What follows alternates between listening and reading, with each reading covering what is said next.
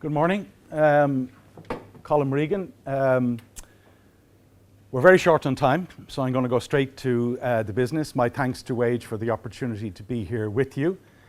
Because time is so limited, I'm going to have to just pick a couple of points just to remind us why we're involved in the work we're involved in.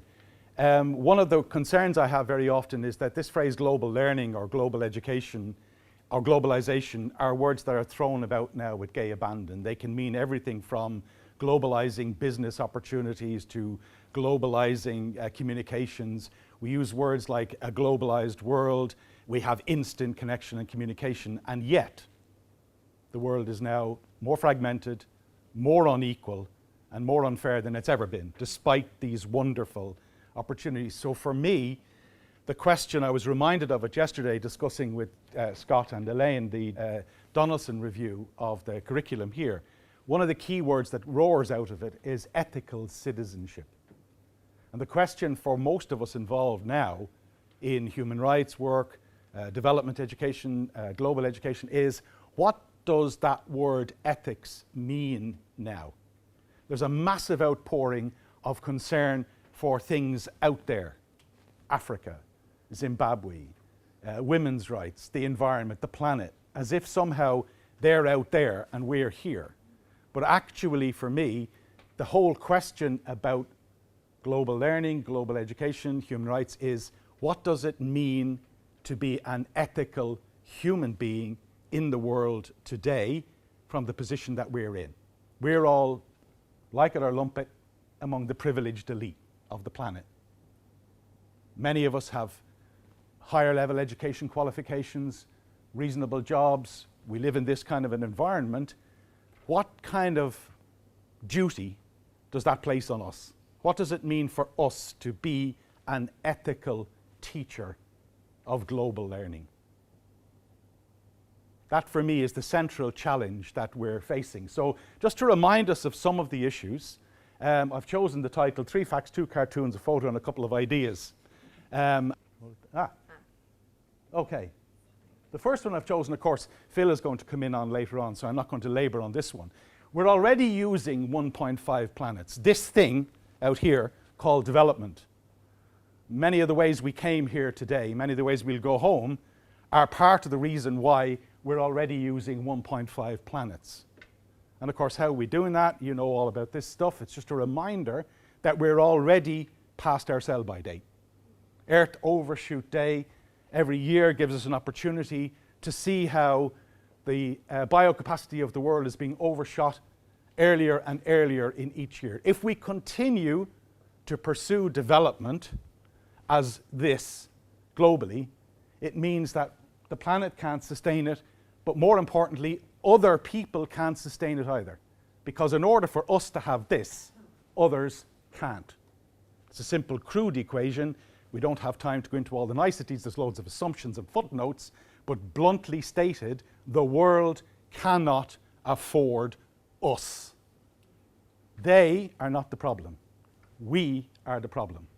How do we, as teachers, whether we work in schools, colleges, youth work, adult education, how do we understand that challenge, and how do we deconstruct it in order to reconstruct it? These sunsets are to die for. Hopefully not. A second challenge, of course, is growing inequality. The world has never been richer and never more unequal than it is today. If we teach globalization and we teach global learning without reference to this fundamental reality, then I would argue we cannot claim to be teaching ethical citizenship. 65 to 1, the figures change all the time. You'll have seen these figures. US dollars 110 trillion, the wealth of the richest 1% equals 65 times the wealth of the bottom 50%. The world cannot afford this inequality. It undermines everything we're trying to do. It undermines our environmental strategies, it undermines our gender equality strategies, it undermines our economic growth strategies, it's damaging the planet, and it's damaging ourselves. And we know this. But for some reason, we feel disempowered to be able to engage with this debate. And of course, the sad part of all this is it's the poor, the most vulnerable, and those least able to absorb these challenges who experience the most significant consequences. That's the reality.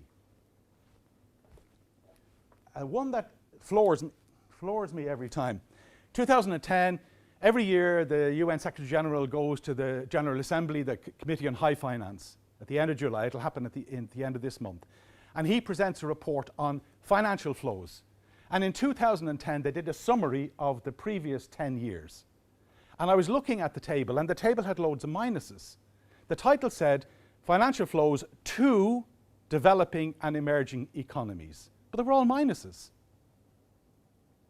And of course, the reality is that we have this image that we give, they take, abuse, whatever the words you want to use, but actually, the process is the opposite. If you take the last 10 years, the average figures, OECD figures, 5 billion in voluntary aid every year, on average. Depends on whether there's a crisis, humanitarian disaster, tsunami, whether Oxfam's successful or not, or whatever, CAFOD or whoever. 5 billion we give in voluntary aid. That's a fantastic amount of money. Governments give 50 billion on average every year. It's currently over 100 billion this year. But we take back 500 billion. So despite all this emphasis on giving and sharing, actually the poor are subsidizing the rich. These are the latest figures. The figure for voluntary aid this year is estimated to be 8.5 billion. Okay? The official aid, 135 billion, but the transfer of resources from poor to rich, 827 billion. So contrary to this image of us not being able to afford them, it's the other way around as usual. They cannot afford us, because actually what we're doing is sucking wealth out. If you want to know how we do that, we've detailed it in a resource called 550-500. You'll find it online. You'll find those figures. But watch towards the end of this month. The Secretary General will give a report to the UN. The figures will be there. And the language around it is incredible. Because the Secretary General was bemoaning the fact last year that the amount of money being transferred to the rich from the poor had gone down. But they expect it to go back to normal levels this year. So we'll wait and see what the figures are this year. So one of the fundamental ethical challenges of global learning is, how do we begin to unpack this reality and replace it with a different one? Two cartoons to illustrate the point. So for me, at the core of global learning, global education, development education, human rights education, citizenship education, ethical citizenship, is this question. Who are we? Are we people for whom the world is a balloon? Or are we people for whom the world is a ball and chain? It's the same planet. How do we perceive it? This is a cartoon by Martin Turner, drawn at a workshop on cartooning around these kinds of issues, and he was drawing this cartoon while adults and students were drawing their own version of this cartoon. So with an apology to Jane Austen, the question is, for me, global learning is about our sense of ourselves. And I want to keep bringing it back to me and us, and not externalizing it. What can I do for Zambia? What can I do for women? What can I do for the planet? What can I do for myself in terms of living ethically faced with these realities? Our sense of ourselves and of our place in the world. Our place in the world. I've got 2 minutes left. And of our duty. I've got a PhD. I teach.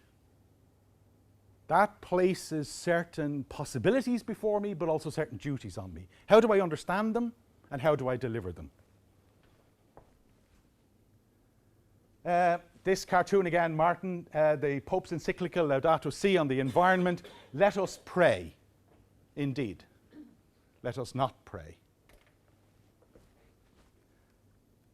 And one photo. My secret weapon. This is Dylan. Ruby and Donny, my grandchildren. For me, this question of global learning is about them and their relationship with me and my duty to them. I always tell a joke about babysitting them, and Dylan, who's the articulate one, he's 4. He says to me, "Grandad, I hope you're not going to hand me the planet back when I'm 15 or 16 and say, here, it's broke, you fix it." Because I think the fundamental principle is, if you broke it, you fix it. I didn't break it. So for me, this is not about, again, I want to emphasize, not about them, it's not about externalities, it's not about what I can do for poor people, it's about what can I do to live an ethical life on this planet characterized by gross unsustainability, gross inequality, and what is my duty to Dylan, Ruby, and Donny? Now, you all have Dylans, Rubies, and Donnys, so I've done this deliberately. Okay, I want to bring this right back home. And my final slide. Eleanor Roosevelt, fantastic woman. If you want to read an amazing book about the writing of the Universal Declaration of Human Rights, A World Made New, which is about the struggles to write the Universal Declaration. Because, of course, some women wanted a special mention of women, and she said no. Some people wanted God in the Universal Declaration. She said no.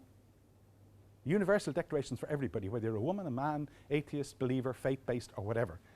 She argued somewhere along the line of development we discover who we really are, and then we make our real decision for which we are responsible. Make that decision primarily for yourself. Because you can never really live anyone else's life, not even your child's. The influence you exert is through your own life and what you become yourself. What does it mean in that kind of an ethical framework to be a global teacher, a global learner, an ethical citizenship former or shaper? My time is up, okay?